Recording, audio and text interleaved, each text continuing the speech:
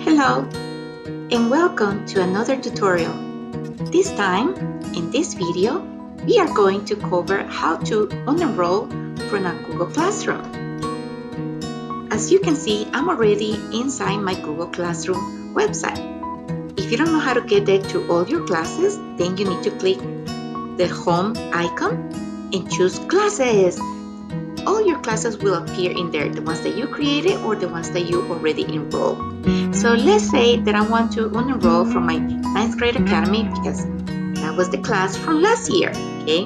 And I no longer want to participate in receiving emails and notifications and all the stuff that's making me overwhelmed. No, okay? So all you need to do is hover over the three dots, which is the ellipses. You're gonna click there and you're gonna have two choices, either to move it or to unenroll. So you are going to choose unenroll. Then the system is going to ask you what is it that you want to do.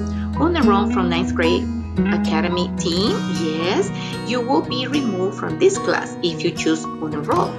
All your files will remain in Google Drive, okay? But if you don't want to do it, you can always cancel. So in this case, if you want to unenroll from that class, you're gonna hit the blue letters and that's it. You're all set and you're all done, okay? So in this case, I don't want to stay in the same class. I'm just gonna cancel this unenrollment. And that's it. This is just to make your life simple, okay? So simplifying lives, not to make you overwhelmed. So thank you for watching and I'll see you next time. Bye-bye.